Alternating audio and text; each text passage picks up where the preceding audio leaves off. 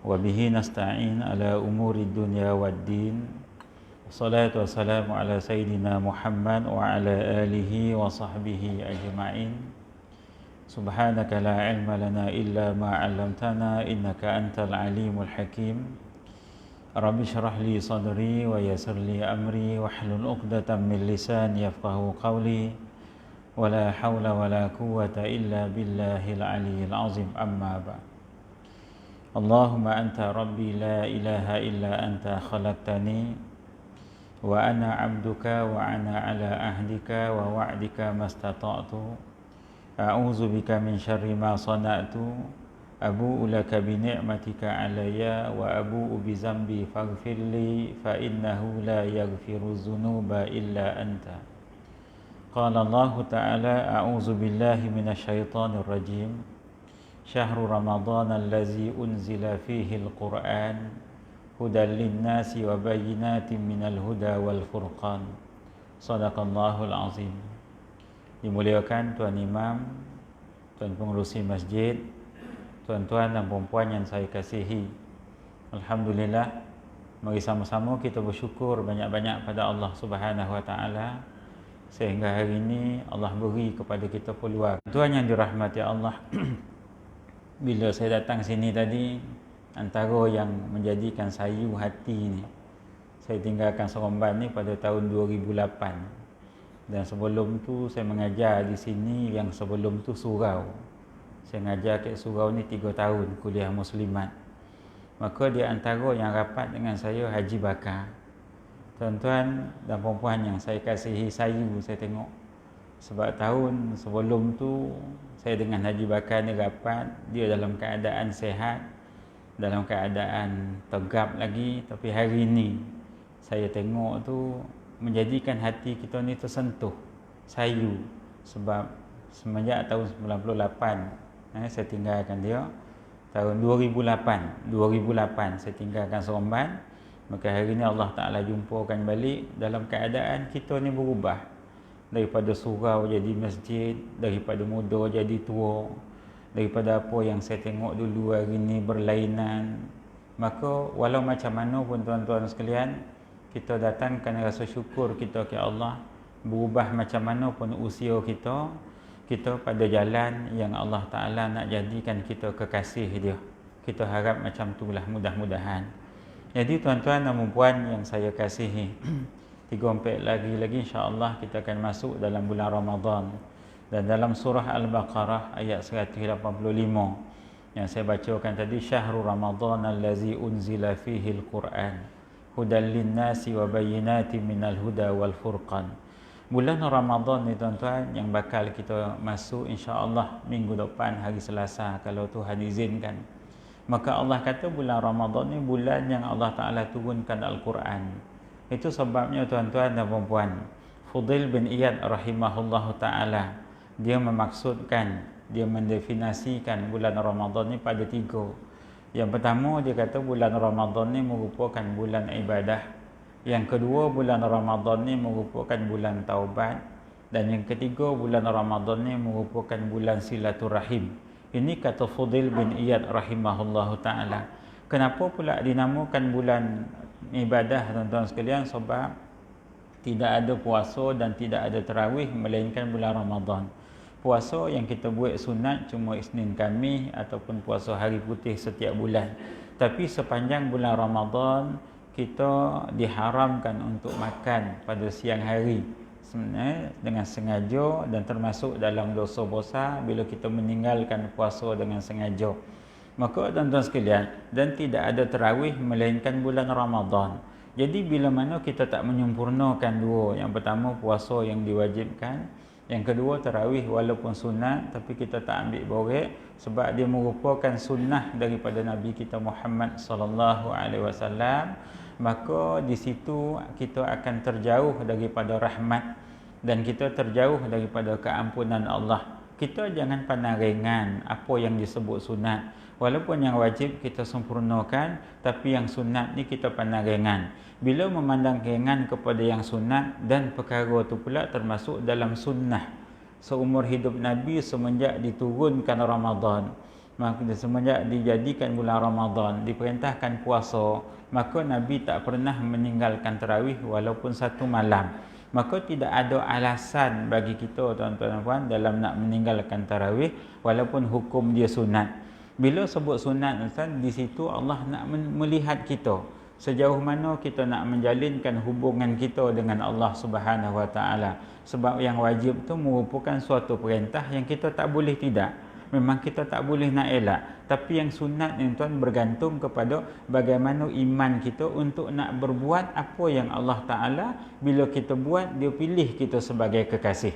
Maka bila mana kita tak ambil boleh amalan yang sunat, kita terjauh daripada rahmat dan kita terjauh daripada keampunan. Ini disebut oleh Imam Al-Ghazali rahimahullahu ta'ala dalam kitab Ihya Ulumuddin. Apa kata Imam Al-Ghazali? Apabila kamu bersenang-senang diri dalam hal perkara-perkara yang sunat, yang ini kamu menjadikan ia jauh daripada kamu, maka kamu termasuk dalam kalangan orang-orang yang rugi di akhirat, kata Imam Al-Ghazali. Kita senang-senang diri. Senang diri maksud dia apa? Kita hidup ni nak bersenang lenang daripada nak melakukan perkara yang dibuat oleh Nabi SAW. Lalu kita hari ni berkira-kira dalam nak berbuat. Bila kita mana berkira-kira dalam nak berbuat, maka kita terjauh daripada rahmat, kita terjauh daripada keampunan Allah Subhanahu Wa Taala. Itu sebabnya tuan-tuan dan puan-puan yang dirahmati Allah, kalau kita tengok satu kalam daripada Al-Amashi, kata Al-Amashi, man kana ra'su malihi taqwa kallatil alsunu an wasfi ribhi dinih, wa man kana ra'su malihi dunya kallatil alsunu an wasfi khusrani dinih. Ini kata Al-Amashi. Al-Amashi kata dua perkara kat sini. Siapa-siapa yang hidup hari ini, kata Al-Amashi, dia menjadikan modal pokok hidup dia tu takwa. Modal pokok bagi kehidupan dia takwa. Macam kita tuan-tuan dan puan-puan sekalian, dengan kerja yang kita ada, dengan kerja yang kita buat, kalau orang niaga, kalau dia niaga, dia jadikan modal bagi niaga dia tu duit. Maka tuan-tuan, kita orang yang nak berjalan kepada Allah, kita menjadikan modal pokok kita tu takwa.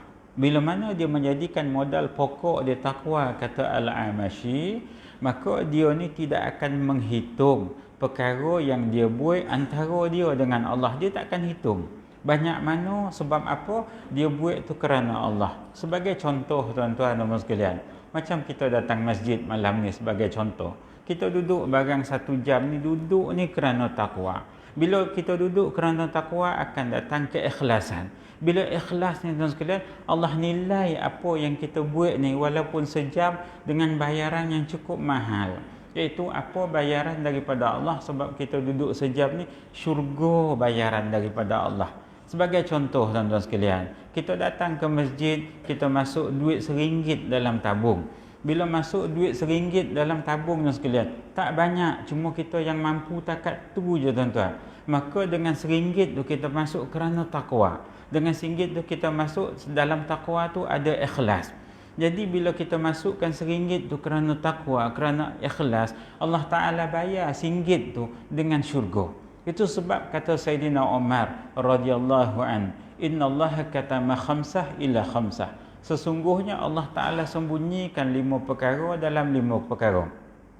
Yang pertama kata Sayyidina Umar, wa katamal maut fil umur. Allah sembunyikan kematian dalam umur yang kita miliki. Kita tak tahu bila nak mati tuan-tuan. Sebab hari ni tu sebabnya macam baru-baru ni tuan-tuan sekalian, kan, contoh di Selangor lah, kan, Dr. Shihabuddin, salah seorang sahabat saya, umur 51 meninggal. Dr. Shihabuddin dia terkenal di belah-belah Shah Alam. Sebelum dia tu Ustaz Dasuki Ahmad tuan-tuan, bukan Dasuki yang selalu dalam TV tu. Seorang lagi, dia duduk di Sungai Sikamat Kajang. Dia buka pondok di Melaka, umur 46 tahun tuan-tuan meninggal. Kemudian 45 hari lepas Ustaz Iu ke Maman Terengganu, umur 38 tahun tuan-tuan meninggal. Jadi bila kita sebut dalam soal kematian, kata Sayyidina Umar, innallaha katama khamsah illa khamsah. Allah sembunyikan 5 perkara dalam 5 perkara. Yang pertama, wa katamal maut fil umur. Allah sembunyikan kematian dalam umur yang kita miliki. Kita tahu ke kita nak mati bila, tuan-tuan? Kita tak tahu kita nak mati bila. Tu sebab bila tak tahu nak mati bila, bersedia untuk mendatangi kematian. Sebab benda tu sekarang ni menjadi hukum bagi setiap makhluk, khususnya yang nama manusia. Sebab kita ni akan dipersoalkan lebih daripada mati ni. Maka bersedia. Yang kedua, kata Sayyidina Umar, wa kata maridha fi ta'ah. Allah Ta'ala sembunyikan keredaan dia dalam ketaatan yang kita buat. Bila Allah redha sesuatu, tuan-tuan, kita buat itu kerana kita taat, Allah sangat redha. Bukan bergantung pada besar, bukan bergantung pada banyak, tapi bergantung pada sikit, bergantung pada redha. Bila Allah redha, walaupun RM1 kita masuk dalam tabung masjid, Allah redha yang kita buat, balasan dia syurga. Tuan-tuan dan sekalian, orang yang apabila hati dia ni ada ketakwaan, dia akan ada keikhlasan. Saya nak bawa contoh, tuan-tuan dan sekalian. Saya nak bawa contoh. Lamalah cerita ni. Dalam 7-8 tahun lebih, tuan-tuan. Saya kuliah subuh di satu masjid di Pontian. Masjid tu masjid kampung. Malam tu saya ceramah maulid di satu masjid lain di Pontian, Johor. Pagi besok saya kuliah subuh di satu masjid kampung. Jadi tuan-tuan dan puan-puan sekalian, habis saya kuliah subuh pagi tu, maka tuan-tuan sekalian, biasalah orang nak sembang dengan kita tu biasa. Maka yang mengiringi saya ke kereta tu ada beberapa orang. Kan, kemudian berpisah, tuan apa nama, pi dengan motor, pi dengan kereta. Dia ada seorang hamba Allah tunggu saya ke kereta saya. Jadi bila dia tunggu saya ke kereta, dia kata, "Ustaz duduk mana?" Saya kata, "Saya duduk Selangor." Dia kata, "Jauh Ustaz datang." "Tak apalah," saya kata, "sebab rumah saya orang Pontian. Kan dah sekali balik apa semua sekali. Jadi Ustaz," dia kata, "minta maaf banyak-banyak Ustaz." Saya nak cerita, tuan-tuan, orang ikhlas. Saya nak cerita orang ikhlas. Dia bukan bergantung kepada banyak apa yang dia nak beri, tapi dia bergantung kepada hati dia terasa nak beri. Dia bukan bergantung pada banyak, tapi hati tu terasa nak beri. Dia tunggu saya kat kereta, tuan-tuan.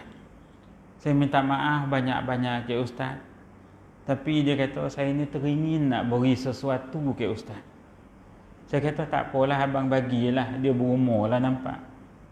Maka tuan-tuan sekalian, dia tarik tangan saya. Kemudian dia keluarkan sesuatu daripada poket dia. Bila dia keluar, dia bubuh dalam genggaman tangan saya, dia tutup. "Ni yang saya dapat beri dan Ustaz tolong doakan saya. Saya nak beri lebih, saya tak mampu." Dia kata, "Tapi ni saya nak beri, saya dah niat macam tu." Bila dia dah kata niat, tuan-tuan, lahir keikhlasan dalam hati, kita terima apa yang dia nak beri. Maka tuan-tuan sekalian, saya buka genggaman tangan saya lepas dia pi, tuan-tuan, apa yang dia beri cuma duit nilainya 60 sen. Bukan RM60, bukan RM6,000, bukan RM600, tuan. Duit nilai dia 60 sen. Duit 20 sen, 20 sen, 3 koping, dia genggam dalam tangan kita. Dia kata, "Ikhlas saya nak beri Ustaz."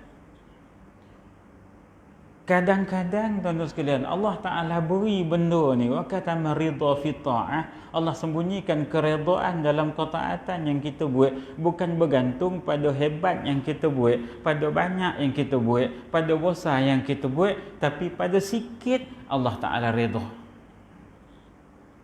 Itu sebab saya pesan ke tuan-tuan dan puan-puan, bila kita datang ke masjid macam ni, tuan, aset bagi masjid ni kita. Dan bila kita masuk bulan Ramadan ni satu bulan yang disebut oleh Fudail bin Iyad, bulan ibadah.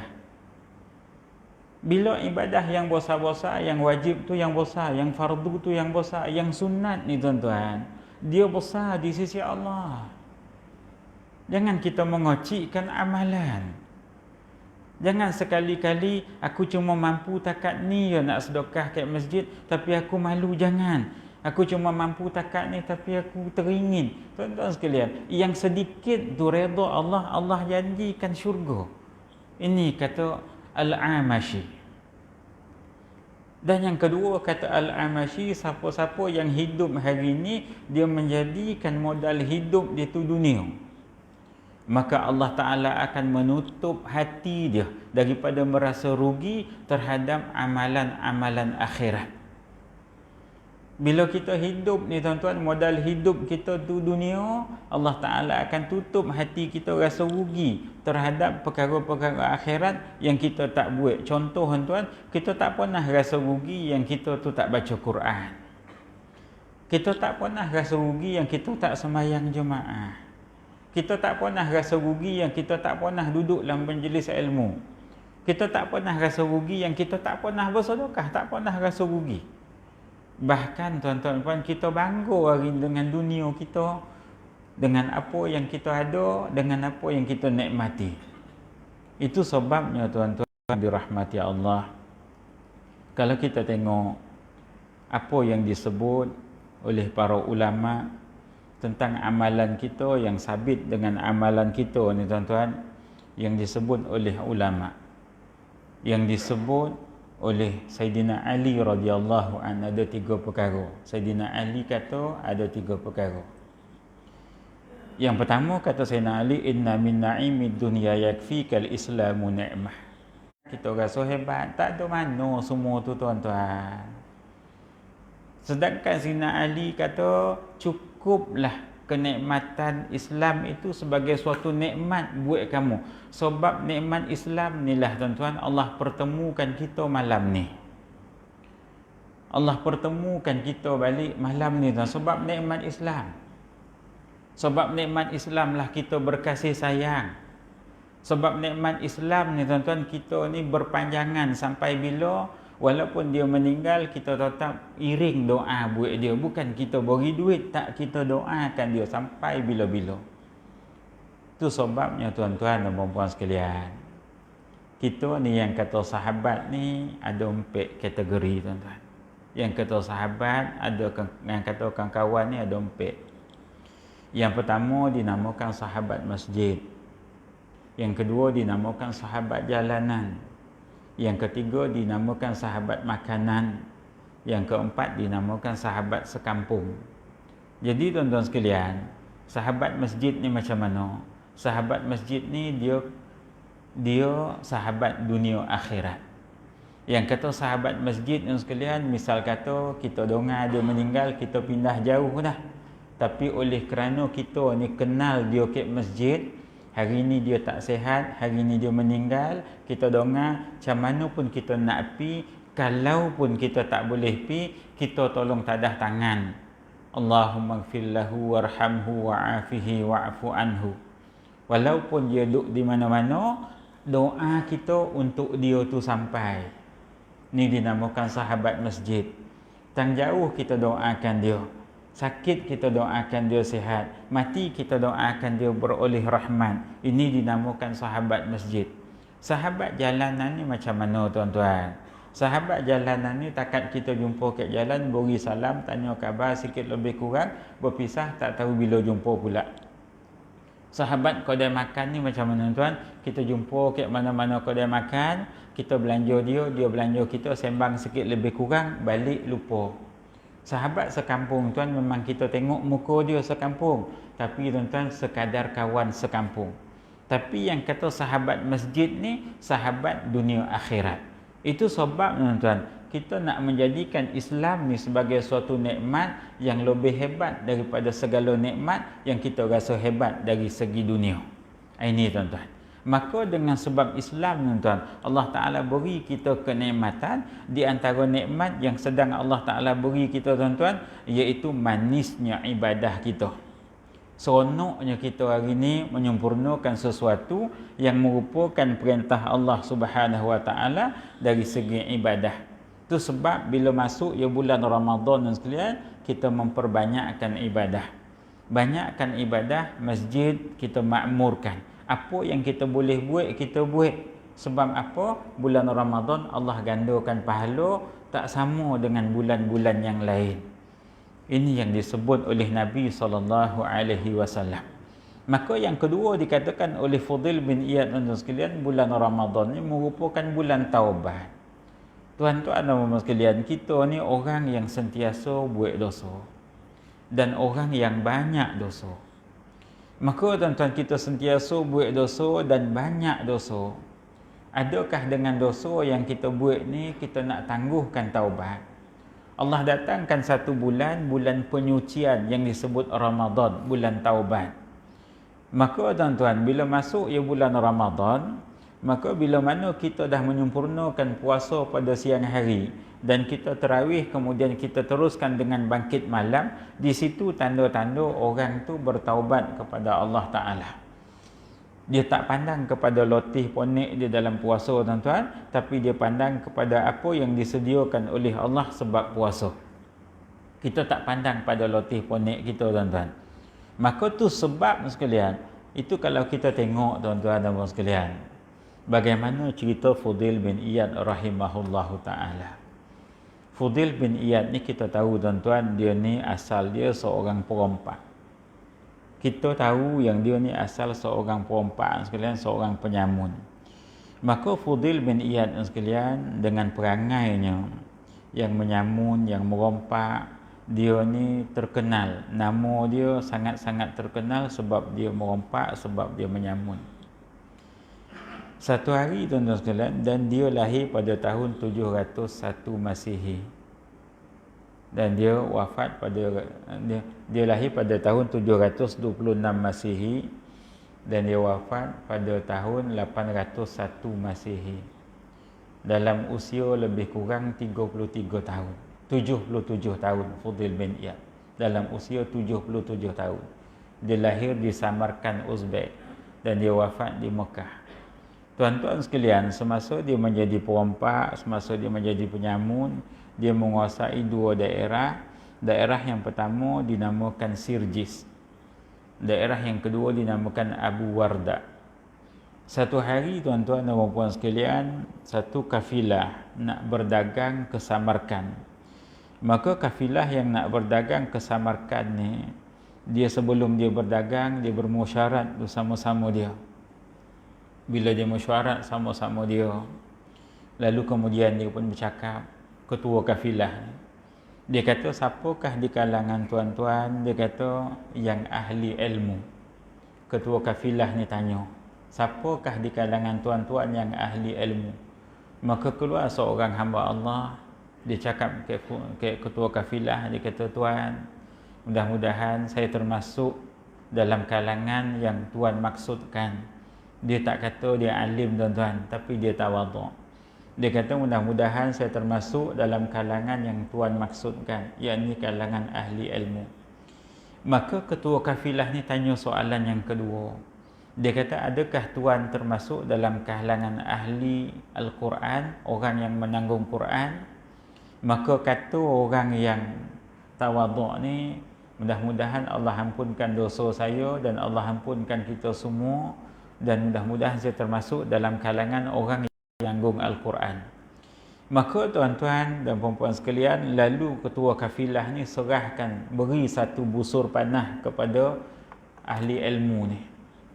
Dia pun bercakap kepada ahli ilmu. Dia kata macam ni, kita ni nak berdagang dan kita akan melalui dua wilayah yang dikuasai oleh Fudail bin Iyad, wilayah Sirjis dan wilayah Abi Warda. Maka dia kata kita akan sampai di wilayah mengena Fudail bin Iyad, kita teruskan perjalanan. Kalau tak kena pada jasad Fudail bin Iyad, kita berpatah balik. Maka tuan-tuan dan puan-puan sekalian, sampai di wilayah Sirjis waktu yang gelap malam tu, pemanah ni pun dia lontarkan panahan. Bila dia lontarkan panah ni sekalian, lalu kemudian dia baca surah Al-Hadid ayat yang ke-16. Dia baca surah Al-Hadid ayat yang ke-16, iaitu Allah berfirman, alam ya'ni lillazina amanu an takhsha'a qulubuhum li zikrillah wa ma nazala minal haqq. Dia baca surah Al-Hadid sambil dia melontarkan panah, iaitu Allah berfirman, Allah tanya, Allah kata, wahai manusia, belum sampai ke masanya lagi untuk hati kamu khusyuk, untuk hati kamu tunduk terhadap apa yang Allah Ta'ala turunkan. Kerana sesungguhnya apa yang diturunkan oleh Allah Ta'ala tu semuanya benar. Maka dia lontarkan panah sambil dia baca ayat tu tuan-tuan dan puan-puan sekalian. lalu dia dengar jeritan Fudail bin Iyad. Fudail bin Iyad menjerit, meraung dia tuan-tuan sekalian, dia menangis. Sama ada kena atau tidak panah tak pasti. Cuma dia menjerit, dia meraung, dia menangis. Maka tuan-tuan sekalian, kemudian dia lontarkan panah yang kedua di kegelapan malam sambil dia baca surah Az-Zumar ayat yang ke-54. Allah menyeru supaya bertaubat dan taat. Lalu dia dengar lagi suara Fudail bin Iyad menjerit, meraung dan menangis. Dan seterusnya dia lontarkan panah yang ketiga. Dia baca surah Az-Zariyat. Allah suruh manusia supaya kembali kepada Allah dan serah diri, ayat yang ke-50. Maka dia dengar Fudail bin Iyad menjerit, meraung dan menangis. Lalu kafilah ni meneruskan perjalanan dan Fudail bin Iyad tak terkena panah apa pun, tapi dia kena panahan Al-Quran. Maka semenjak daripada itu tuan-tuan dan sekalian, dalam riwayat yang lain, Fudail bin Iyad bertaubat dan satu hari dalam musim haji, Fudail bin Iyad dan sekalian dia berwukuf di Arafah bersama dengan orang-orang yang nak berhaji. Ketika dia berwukuf di Arafah, dia tupang dagu dia. Dia berkata, "Ya Rab, wahai Tuhan," dia kata, "sesungguhnya aku hamba-Mu yang berdosa." Sambil dia meratap ke padang Arafah, tuan-tuan, dia pengsan. Kemudian saudara daripada pengsan, orang bangkit dah untuk nak meneruskan perjalanan ke Mina. Bila orang bangkit, dia pun bangkit sama. Dia menoleh ke langit. Bila dia menoleh ke langit, tuan-tuan, dia kata, "Ya Rab, aku tahu," dia kata, "Kau dah mengampunkan dosa-dosa aku. Tetapi aku telah mensia-siakan umurku pada waktu yang panjang dalam bermaksiat kepada Engkau. Maka ampunkan dosa aku dan aku malu kepada Engkau, ya Allah." Lalu tuan-tuan sekalian, dia taubat, dia pengsan. Dia menangis sungguh-sungguh. Maka tuan sekalian, berlaku panahan yang dilakukan oleh kafilah tu dalam bulan Ramadan. Pada siangnya berpuasa, pada malamnya mereka meneruskan perjalanan dalam keadaan bertarawih dan teruskan perjalanan dalam kegelapan malam. Bila kita bertaubat, tuan-tuan dan puan, Allah Subhanahu Wa Taala sentiasa beri pertolongan ke kita. Allah akan ringankan kaki tangan kita, Allah akan ringankan hati kita, Allah Ta'ala ringankan pemikiran kita, Allah Ta'ala ringankan segalanya dalam diri kita dalam berjalan kepada Allah. Itu sebabnya orang yang bertaubat, dia tak akan rasa puas dengan setiap amalan yang dia buat. Dia takkan rasa puas dengan setiap amalan yang dia buat. Bahkan dia dah baca Quran, walaupun beberapa muka surat, dia rasa tak puas, dia baca lagi. Ini sikap orang yang bertaubat. Orang yang bertaubat, dia tak puas dengan yang sedikit setiap apa yang dia buat untuk dia nak sampaikan kepada Allah. Dia takkan puas. Dia dah sedekah, tuan-tuan. Hari ini dah sedekah beberapa kali. Jumpa orang beri sedekah, jumpa orang beri sedekah. Sehingga kan dia kekurangan bagi dia untuk nak bersedekah. Tapi hati teringin lagi untuk nak bersedekah. Ini tanda-tanda orang yang Allah Ta'ala. Maka tuan-tuan sekalian, bila kita masuk bulan Ramadan dan dengan amalan yang kita buat tanpa berkira-kira, di samping tu kita sempurnakan taubat kita. Bila kita sempurnakan taubat kita, tuan-tuan, kat situlah Allah akan bantu kita. Allah akan tolong kita sehingga kan kita tak akan merasa puas terhadap amalan-amalan yang baik yang kita buat. Dan kadang-kadang, tuan sekalian, kita hari ini kita rasa lesu. Maka bila kita rasa lesu, rasa lelah, rasa jemu dalam ibadah, kat situ menunjukkan, tuan-tuan, kita masih lagi punya dosa yang Tuhan belum ampunkan. Itu sebab kita banyakkan bertaubat, sempurnakan ibadah kita, sempurnakan segala perkara walaupun benda tu kecil. Itu sebab kata, tuan-tuan sekalian, Sayyidina Umar di antara wa katama Lailatul Qadar fi syahri Ramadan. Yang ketiga, kata Sayyidina Umar, Allah Ta'ala sembunyikan Lailatul Qadar pada malam bulan Ramadan. Dan kita tahu, tuan-tuan dan puan, kelebihan Lailatul Qadar ni 83 tahun. Kita beribadah semalam sama dengan seperti kita ibadah 83 tahun. Umur kita belum 83 tahun, tapi ibadah kita dah lebih daripada umur. Kita banyakkan solat sunat. Kita nak dapatkan malam Al-Qadar ni, banyakkan solat sunat.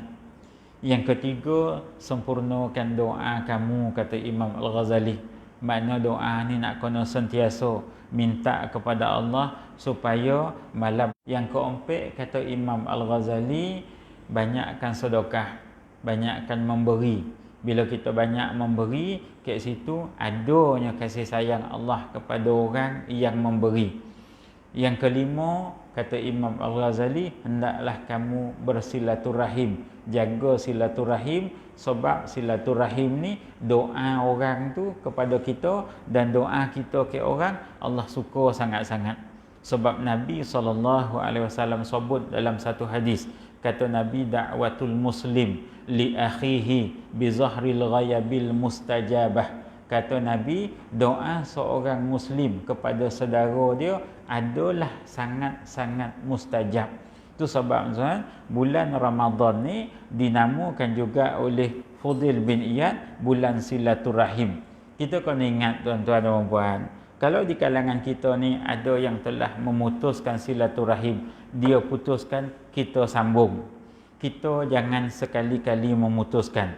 Dan di antara silaturahim ni ialah memberi makan kepada sesama Islam, sesama saudara, beri makan. Sebab apa tuan? Bila kita beri makan sesama kita, kat situ tuan-tuan, doa orang yang kita beri makan ni dia mahal di sisi Allah. Tu sebab disebutkan dalam satu hadis oleh Nabi SAW. Nabi kata, salasun muta'alliqatun bil arash. Kata Nabi, ada 3 perkara yang sentiasa bergantung di arash. Nabi kata, ada 3 perkara yang dia sentiasa tergantung di arash. Dan kemudian kata Nabi SAW, yang pertama apa dia? Yang pertama, dan dia ni sentiasa berdoa. Dia tergantung di arash dan dia ni sentiasa berdoa. Ada 3 perkara kata Nabi. Yang pertama apa dia? Kata Nabi SAW, Ar-Rahim. Yang pertama sekali, silaturahim. Dia tergantung di arash dan dia berdoa, Allahumma inni bika fala uqta. Dia kata apa tuan-tuan dan puan? Dia kata, ya Allah, ya Tuhanku, aku berlindung di sisimu agar aku tiada diputuskan. Maka tu sebab kita masuk ya bulan Ramadan ni tuan-tuan, kita mula mencari orang yang mana sebelum ni kita bermasam muka dengan dia, untuk Allah Ta'ala terima amalan puasa kita. Kalau sekiranya tuan-tuan, kita nyambut kedatangan Ramadan merupakan bulan ibadah, merupakan bulan taubat, tapi silaturahim kita tak jaga. Kita dengan dia bermasam muka lama. Kita tak tahu tang mana silap.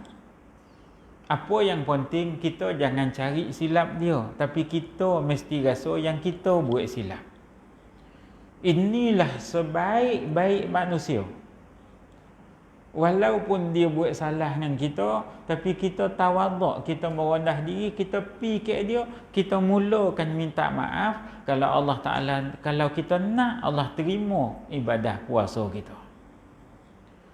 Tuan-tuan dan puan, kalau benda ni kita tak boleh buat, Ramadan yang bakal datang berapa hari, yang kalau Allah izinkan kita masuk, tapi kita masih lagi silaturahim kita tak sempurna, jangan harap Tuhan terima puasa kita. Jangan harap Tuhan terima amal ibadah kita banyak macam mana pun. Sebab apa? Silaturahim dia bergantung ke arash. Sentiasa, ya Allah, ya Tuhan, aku berlindung daripadamu, daripada aku ni diputuskan. Itu sebab saya pesan ke tuan-tuan dan puan malam ni, jaga betul-betul. Sebab kadang-kadang tuan-tuan, berapa ramai di kalangan kita yang Nabi sebut, dia cuma menahan lapar dan dahaga. Berapa ramai? Sebab apa Nabi sebut macam tu? Sebab ada beberapa perkara yang menjadi sampingan dia, yang dia tak ambil borek, yang dia tak jaga. Bila dia tak ambil borek, bila dia tak jaga tuan-tuan sekalian, maka Allah tak akan tolong dia untuk dia menjaga ibadah dia sehingga dia jadi orang yang ahli taubat. Saya perasan betul-betul kat tuan-tuan puan. Kadang-kadang kita puasa lama berpuluh tahun, tapi kita lupa kita orang yang memutuskan silaturahim. Ataupun kita tuan-tuan, orang tu memutuskan silaturahim, kita tak pi sambung. Tu sebabnya kita merendah diri untuk Allah Ta'ala terima amalan kita. Tuan-tuan dan puan-puan yang dirahmati Allah, kadang-kadang satu-satu perkara yang kita tak tahu kat situ terletaknya kasih sayang Allah yang Allah Ta'ala sembunyikan daripada kita. Kita tak tahu. Sebab sekalian, ada perkara-perkara yang Allah Ta'ala rahsiakan daripada perjalanan hidup kita. Perjalanan hidup kita ni, hari ni kita boleh nampak perjalanan hidup dia, alhamdulillah. Tapi ada perkara yang menjadi rahsia Allah Ta'ala. Ada perkara yang Allah Ta'ala sembunyikan yang kita sendiri pun tak tahu. Yang ke jalan akhirat. Tapi sebab dunia kita masih lagi tak rasa senang dengan dia. Sebab jawatan. Sebab apa tuan-tuan? Sebab di luar kita ada cerita dengan dia. Bila di luar ada cerita dengan dia, penyelesaian dia dalam masjid. Ni kadang-kadang tuan-tuan, ada masjid-masjid yang saya jumpa sebab kita pergi ceramah merata. Ada masjid-masjid yang berpuak-puak. Saya jumpa satu masjid yang saya tak payah sebut lah. Kan? Sampai kita pergi situ, orang ni cakap macam ni, orang ni cakap macam ni. Kita kata, ya Allah, kenapa? Bukankah kita dalam masjid ni duduk dalam satu saf berimamkan seorang imam? Lalu disebabkan dunia, kenapa kita nak berbalah? Dunia kat luar tuan-tuan, dalam ni kita akhirat. Lupakan krisis tentang dunia, kita berakhirat bersama-sama. Tapi benda ni berlaku kadang-kadang. Sedangkan kita ni orang ahli ibadah. Kita pergi ke masjid, kita duduk kat tiang tuan-tuan, kita baca Quran sampai lolap-lolap kita baca Quran. Orang selawat, kita selawat sama-sama. Orang duduk sembahyang dalam satu saf mengaminkan apa yang imam baca, kita aminkan sama-sama. Tapi tuan-tuan, kita tak bersilaturahim. Tak ada perasaan ukhuwah, tak ada perasaan kasih sayang. Bahkan tuan-tuan, ada perkara banyak kita tak selesai sesama kita. Tuan-tuan dan puan-puan sekalian, satu orang tua dekat Muar, kematian dia masa tu, Allah Ta'ala ni berkehendak yang baik lah. Allah berkehendak yang baik pada satu orang tua, dia meninggal usia 93 tahun. Jadi tuan-tuan, beberapa tahun lepas, kebetulan saya ada program di Muar selama 3 hari. Kebetulan. Jadi tuan-tuan sekalian, kita ada program, ada satu NGO ni, dia aturlah ceramah kita ke kawasan Muar. Malam ni masjid ni, pagi esok masjid tu, Jumaat, Sabtu dan Ahad selama 3 hari. Kebetulan. Jadi tuan-tuan sekalian, malam tu, Jumaat, malam Sabtu tu, jadi saya ceramah di satu masjid. Habis-habis ceramah ni, maka tuan-tuan sekalian, orang pun, ustaz, dia kata, jom kita ziarah satu jenazah. Tak apalah, saya kata, boleh, tak ada masalah. Dia meninggal tadi, dia meninggal lepas asar, umur 93 tahun. Lepas asar, dia meninggal tu, waktu asar. Bukan lepas asar, waktu asar. Jadi tuan-tuan sekalian, bila saya pergi ziarah tu, ramai orang pada malam tu, cukup ramai. Lalu bila sembang mai sikit lebih kurang dengan orang-orang kampung tuan-tuan, tapi cukup ramai, laman tu penuh. Kita dapatkan cerita daripada orang kampung tentang hamba Allah ni. Dia ni ustaz, dia kata dalam bab dia dengan masyarakat cukup sayang dengan dia. Terutama sekali anak-anak yang balik sekolah. Sebab dia ni, bila anak-anak balik pada sekolah agama, kan Muar ni, dia ada sekolah agama petang. Dia sediakan air, satu tong tu, air sirap ke apa ke. Kemudian dia sediakanlah biskut. Anak-anak balik ni singgah rumah dia dulu, yang balik sekolah. Singgah rumah dia untuk minum air. Rumah dia tak jauh dengan sekolah, tapi singgah. Dia minta macam tu. Soal cukup tak cukup, apa yang dia sediakan, itu kerja Tuhan, dia kata. Tapi dia minta anak-anak tolong minum apa yang dia sediakan. Tolong makan apa yang dia sediakan. Jadi tuan-tuan dan puan-puan sekalian, bila anak-anak ni makan minum, anak-anak orang yang tidak ada dosa, budak-budak fitrah, sikit sebanyak tuan-tuan dalam hati dia tak tadah tangan pun. Dia cuma bercakap sesama dia, baik atuk ni. Kalam anak-anak ni tuan-tuan adalah kalam wali. Kalam orang yang kita tolong, kalam orang yang baik untuk kita adalah kalam wali. Maka berat kalau kita hari ni nak berbaik dengan semua orang. Kita nak berbaik dengan semua orang ni berat ke tuan-tuan? Itu sebab tuan-tuan dan puan, minggu lepas hari Ahad saya kuliah subuh di Masjid Ar-Raudhah Puncak Alam. Minggu lepas habis-habis kuliah subuh tuan, ada minum dekat belakang kita beberapa orang. Sebab Selangor dia perketatkan lagi benda ni. Jadi masa saya minum ni tuan-tuan, dengan nazir, dengan imam, dengan beberapa orang, masuk satu orang hamba Allah, dia bawa telefon. Semata-mata dia nak tunjuk sesuatu kat saya. Dia pun tunjuk, dia kata, Ustaz, dia tunjuk secara live. Saya tengok telefon tu. Ustaz, dia kata baru berlaku dekat Taman Jati Kulim. Orang yang tunjuk telefon kat saya ni orang Taman Jati Kulim. Dia orang Kedah. Dia duduk di Puncak Alam. Dia kata baru berlaku, Ustaz. Dia kata imam masjid ni dia mati masa sembahyang. Dia mengimamkan sembahyang subuh. Dia beri salam yang pertama, dia tak sompek salam yang kedua. Yang baik mati dalam keadaan yang sangat baik. Bila kita minta kepada orang sekeliling, orang mengasihi dia. Kenapa? Kerana dia tak pernah menyimpan rasa tak senang dekat orang lain. Ni kadang-kadang tuan-tuan dan puan, kita datang masjid, tapi hati kita tak senang ke orang lain. Sebab apa? Disebabkan dunia, disebabkan jawatan, disebabkan sesuatu yang sabit dengan diri kita, yang kononnya kita tu betul, kita tak senang dengan dia.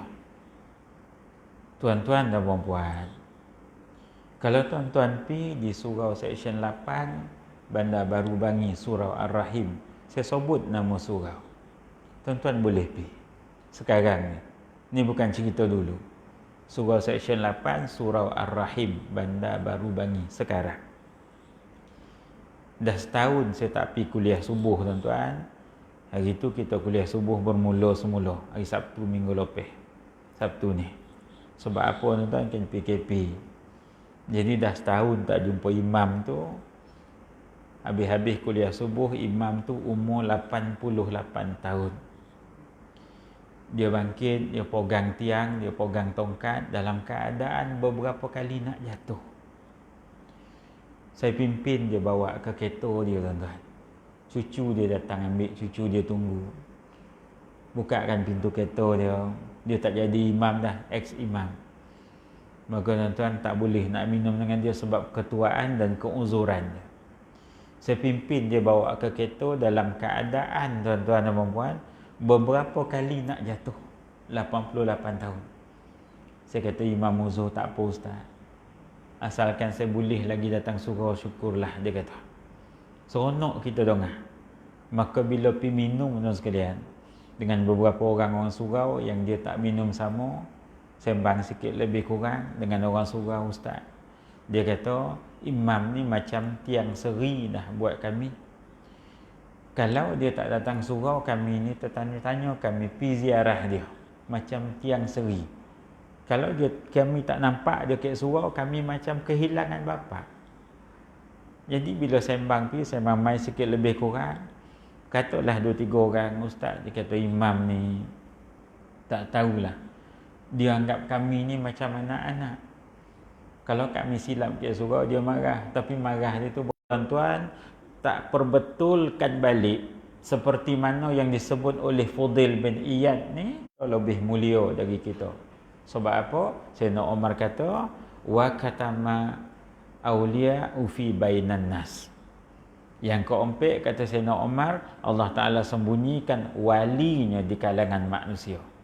Yang kadang-kadang kita tak tahu, mungkin dia ni termasuk dalam kalangan wali Allah yang kita tak tahu. Itu sebab muliakan setiap orang yang ada depan kita.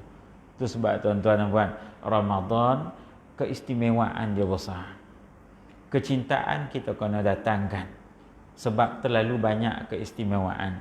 Jadi kalau kita rasa datangnya Ramadan kita cuma seronok rasa nak raya, ibarat tetamu yang depan mata ada, tapi kita tetap panggil tetamu yang belakang untuk bersama. Tuan-tuan faham tak maksud saya? Ramadan ni tetamu yang sedang berada depan mata. Maka tuan-tuan, raya tetamu yang ada kat belakang. Tetapi perangai kita hari ini tidak memuliakan tetamu yang ada kat depan, kita pi ambil tetamu yang kat belakang. Ini kita dengan Ramadan. Baru masuk bulan Ramadan, kita dah rasa seronok nak raya. Ini satu kesilapan. Itu sebab saya nak pesan ke tuan-tuan dan puan-puan malam ni. Dalam Islam perbetulkan. Bukan berdosa tapi kesilapan. Tuan-tuan, kita selagi tak habis Ramadan. Misal kata hari ni besok last puasa. Misal, tolong jangan ucap selamat hari raya selagi tak masuk 1 Syawal. Tolong faham tuan-tuan. Sebab kita hari ni puasa tak habis lagi, kita dah sama kita. Tuan-tuan dan puan boleh jelas tak? Tolong faham. Ini amalan yang sebenar. Ni kadang-kadang seminggu lagi nak raya, Ramadan tak habis, kita dah ucap selamat raya. Tetamu kita masih ada Lalu kita tak nak bertamu tetamu, kita seronok jemput orang luar. Hilang kemuliaan Ramadan, hilang keindahan ibadah kerana Ramadan. Ini tuan-tuan. Sepatutnya rasa sayu Ramadan nak berlalu. Jadi tuan-tuan, umur kita makin meningkat. Amalan kita belum tentu banyak. Ada manfaat sama-sama kita. Dan saya ucapkan ribuan terima kasih yang tak terhingga sebenarnya. Sebab menjemput saya dapat jumpa balik orang yang saya pernah mesra dulu kan. Allah pertemukan ke rumah dia ni. Saya rasa bersyukur banyak-banyak ke Allah Ta'ala.